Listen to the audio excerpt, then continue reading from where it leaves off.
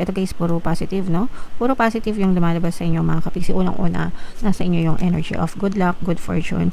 Swerte guys, magbabago, no? Magkakaroon ng magandang pagbabago sa takbo ng swerte nyo. Ito guys, this is not fast paced na type ng swerte. This is parang slow but sure na journey. Kumbaga parang slowly pero surely na gumaganda yung takbo ng swerte sa inyo. Hindi mabilisan, dahan-dahan, pero consistent yung growth, consistent.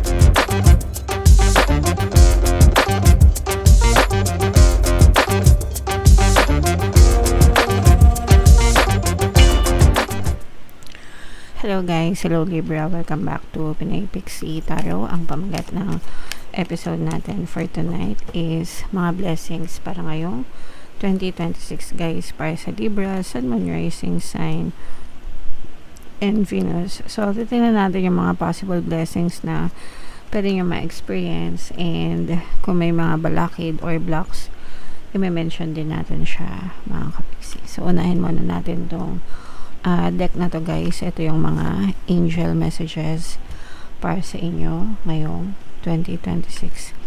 So expect a miracle guys, no? Milagro, manifestation. Your prayers are being answered mga kapiksi. Have faith that your prayers have been heard and are being answered. And every time naman guys talaga na nagdadasal kayo, palaging naririnig yan ng nasa taas mga kapiksi. And they always work on your prayers. Kailangan nyo lang matutong mag-antay, habaan ng pasensya, and mag-focus, no? Palagi ko yan sinasabi sa inyo guys, the more na nag-focus kayo sa mga dasal nyo, sa mga desires nyo, the more na mas mabilis siyang mag-manifest or mabilis siyang makarating sa inyo mga kapiksi. Okay? Kailangan nyo lang magtiyaga guys, antay-antay lang, and huwag kayo mawalan ng tiwala, no? Trust the divine, trust the universe, trust the process mga kapiksi. And be strong, no? Ito yung reminder mga kapiksi na maging matatag, maging malakas kayo ngayong 2026. You are stronger than you think you are, and your strength assures a happy outcome. So hindi nyo lang alam guys, no? Pero you are strong, malakas kayo. The fact na kahit na anong problema dumadating sa buhay nyo, and nandito pa rin tayo guys, nakatayo pa rin, lumalaban pa rin, ibig sabihin malakas pa rin kayo mga kapiksi. So don't give up, wag susuko. Habang may buhay, may pag-asa mga kapiksi. Okay? Alright. And ito'y paalala din mga kapiksi na matuto kayong mag-set ng boundaries. Love yourself enough to say no to others demands on your time and energy.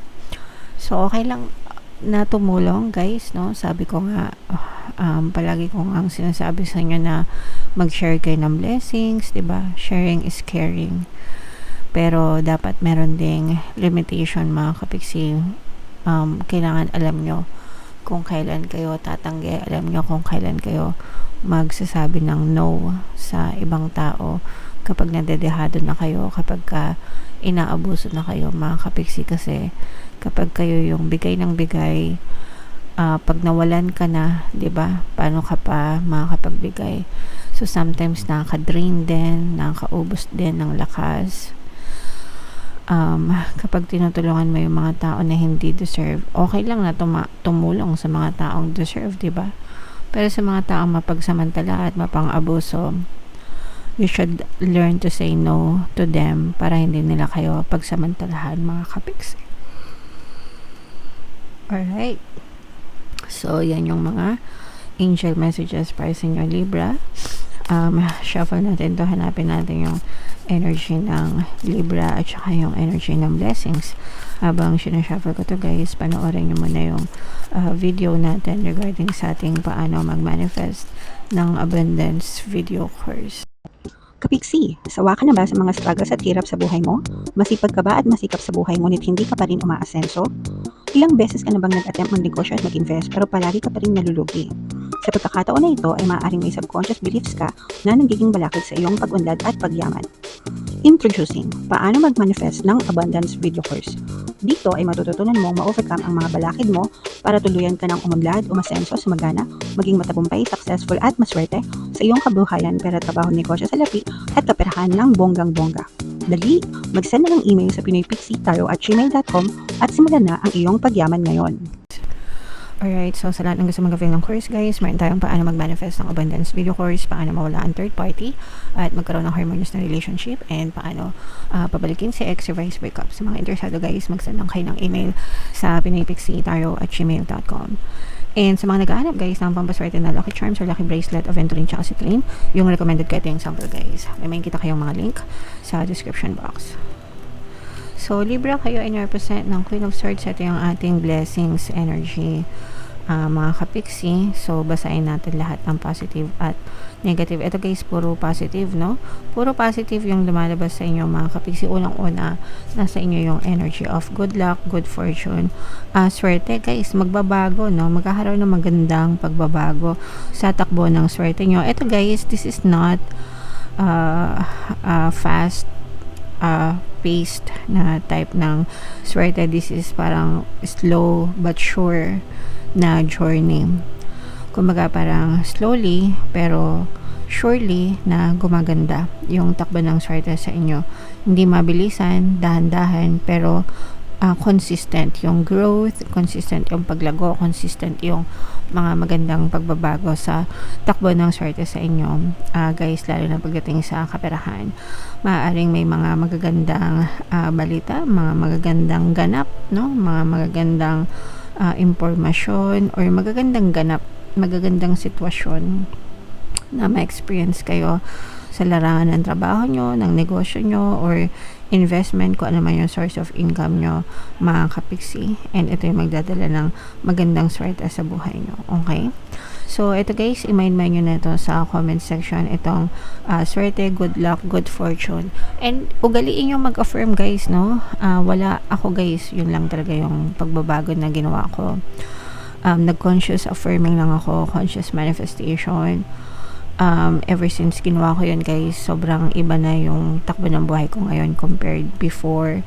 Kaya nga, palagi ko siyang sinishare sa inyo everyday sa mga videos ko.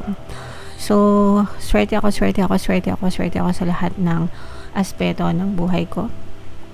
Palagi nyo lang sabihin yan mga kapiksi para talagang swertehin kayo sa buhay nyo guys. Okay? Alright. So, may nyo na yan. Magagandang swerte. Kung kayo ay may mga negosyo guys, yung iba sa inyo magtatayo pa lang ng business. Yung iba naman, meron ng mga business. Kung meron kayong mga negosyo guys, lalo pang lumalakas yung mga negosyo nyo. Lalo pang lalakas, lalo pang lumalakas mga kapiksi. And kung kayo naman ay magsisimula pa lang, i-push nyo yan guys kasi magiging malakas. Mag-swertehan kayo sa negosyo na itatayo nyo sa 2026 mga kapiksi. And again, no, ito yung paalala na you are stronger than you think you are. Kagaya nga nung mensahe natin kanina. So, mas lalo kayo magiging malakas, mas lalo magiging strong, mas magiging malakas yung pagpasok ng blessing sa inyo guys ngayong taon ng 2026. So, i-mail nyo na yan sa comment section mga kapiksi. Itong mga bagong journey na to guys, nakikita natin, ito yung mga bagong journey sa negosyo or investment. Sabi ko nga sa inyo guys, yung iba sa inyo parang magtatayo ng negosyo by next year. So, i-push nyo lang yan mga kapiksi. Yeah, so what else? Tingnan pa natin guys kung ano pang mga experience or mga blessings na pwede nyo ma-experience. Magkakaroon ng union dito guys. I'm sensing some kind of union. So pag sinabing union guys, maaring may magpakasal sa inyo, maaring may mag-live in together. or yung iba naman sa inyo guys, maaaring may makilala kayo na soulmate or twin flame nyo pagdating sa love and relationship. So, blessing nyo din yan, mga kapiksi. Okay? And ito yung sinasabi kanina, no, dun sa message natin na expect a miracle. These are your manifestation. Itong mamamanifest nyo guys, ibig sabihin nito, mas makaka-manifest kayo ng mga matatamis and mga magagandang biyaya, no? Sa next year, mga kapiksi. I'm sensing na for some of you, parang nag-grow yung income nyo, mga kapiksi. So, pag sinabi nag-grow, lumalago yung income nyo. So, kung sa sahod yan, pwedeng magbago yung base pay nyo, lumago, or magkaroon kayo ng additional benefits, o kaya naman magbago yung rate nyo, kung kayo ay mga freelancer, let's say, freelancer kayo. Kung dati 50 pesos per hour kayo, ngayon magiging 100 pesos per hour, yung mga ganun. Iba, syempre, sample lang yun, mga kapiksi. Pero nakikita natin yung paglago, no? Paglago pagdating sa kaperahan. Kung kayo ay may negosyo, sales, kunwari, kumikita kayo ng 1,000 a month, by next year, maaari siyang dumoble, 2,000, 3,000 a month. So, yung mga ganun. Pero, yun talaga yung mamamanifest nyo, guys. Kasi nga, swerte kayo. Diba? Sabi ko nga, swerte kayo. So, pagpatuloy nyo lang yan, mga kapiksi. And syempre, kailangan ng effort, guys, no? Para talagang mamanifest nyo itong paglago ng kaperahan. Mamamanifest nyo yan, guys. Isa pa sa mga mamamanifest nyo is yung mga bagong kontrata, mga malalaking kontrata. Ito, guys, applicable ito sa mga mga nag-a-apply ng trabaho. Kung nag-a-apply kayo or lilipat kayo ng trabaho, maaaring mas maganda yung offer na matanggap nyo, okay, sa 2026. And kung kayo naman ay nasa sales or mga project-based, ganyan, mga malalaking kontrata, malalaking kliyente yung inyong makukuha by next year, mga kapiksi. So, ito'y paldo-paldo, guys. So, i-main nyo na yan sa comment section, mga kapiksi. Okay? So, mine, palto-palto sa kontrata. Ito, guys, nararamdaman din natin na unstoppable din yung pag-angat nyo, no? Unstoppable. Kumbaga, meron kayong marireach na goal, mga marireach na desire, and pagka-reach nyo noon, may bago na naman na dadating na mga bagong opportunity pagdating sa pera.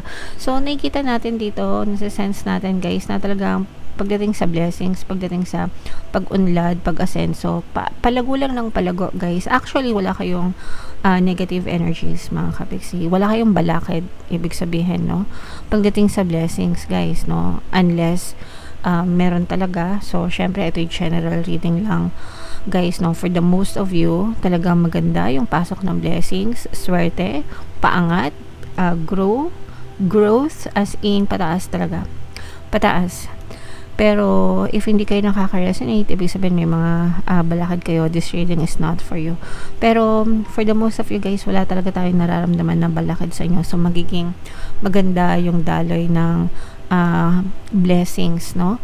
Sa inyo, uunlad talaga and aasenso kayo sa 2026, guys. Merong mga mapopromote sa trabaho, merong tataas yung mga sweldo, merong magdodoble yung mga kita, and meron ding nadadagdagan yung source of income.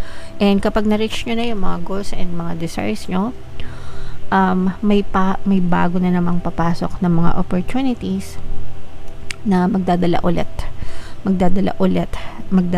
lang, no, sa pinagkakakitaan nyo. So, tuloy-tuloy ito, guys.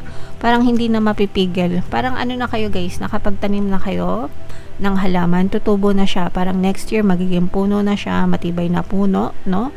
And, ano na lang kayo, pitas na lang kayo ng pitas ng bunga. Di ba ganun yun? Syempre, di ba, pagka yung puno, malaki na, kumbaga matanda na, no? Ano na lang yan, harvest na lang kayo ng harvest ng bunga. So, ganun yung may experience nyo. Kasi for some of you, pwedeng nitong taon, 2025, na mga nakaraang taon pa, talagang tanim lang kayo ng tanim, alaga kayo ng alaga sa pananim nyo, and ngayon, pitas na lang kayo ng pitas ng bunga ng mga pananim nyo. So, magiging worth it, no? Magiging worth it yung mga investment nyo, yung mga effort nyo guys, kasi puro pitas na lang kayo ng matatamis na bunga sa 2026 Libra. Okay?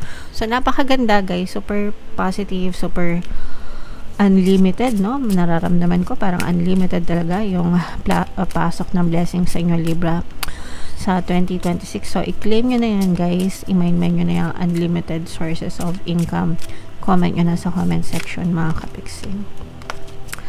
So, bunot lang tayo ng additional na message para sa inyo guys.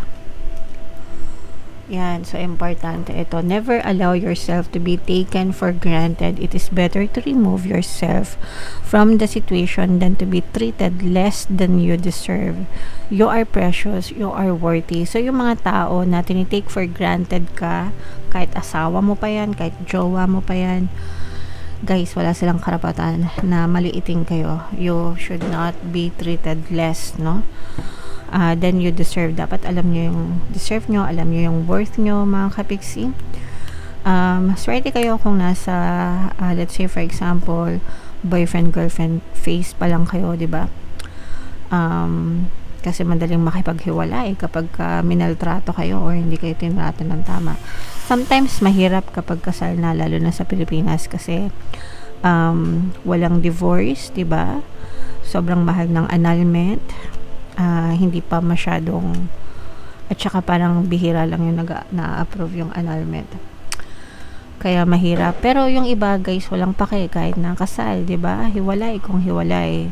Kasi hindi nila hinahayaan na itrato sila, imaltrato sila ng kanilang mga partner, mga kapiksi. And para sa akin, tama yun guys, no? And again, ito nga yung mensahe, no? You are precious, you are worthy, mahalaga ka, valuable ka. Kaya dapat hindi mo hinahayaan na minamaltrato ka ng kahit sino. Huwag kayong magpapabuli guys, okay? Huwag kayong magpapabuli. And alisin nyo yung sarili nyo from those toxic na sitwasyon, toxic na people. Sometimes even sa family members, no? Minsan may mga nababasa ko mga ganong stories na tinitake for granted sila mismo ng pamilya nila. So, yeah, don't allow it to happen, mga kapiksi. You are precious. Okay? Alright. So, yan ang reading nyo guys. Grabe, sobrang imain-main nyo lahat ng swerte na yan. Lahat ng mga magagandang blessings. Happy New Year guys. Happy 2026 sa inyong lahat. And abangan nyo sa December 31, 8 p.m. dito sa channel natin. Ilo-launch ko yung ating pampaswerte sa 2026 na Subliminal. 8 p.m. December 31. Pakinggan nyo habang naghihiwalay yung taon para talagang pumasok yung swerte sa buhay nyo guys. Okay? Ito yung ating 2026 kapalaran. Ito naman yung success stories ng ating paano mag-manifest ng abundance video course. Click here to subscribe guys. Thank you for liking, sharing, and subscribing. See you next time. I love you all. Have a nice day. Bye-bye.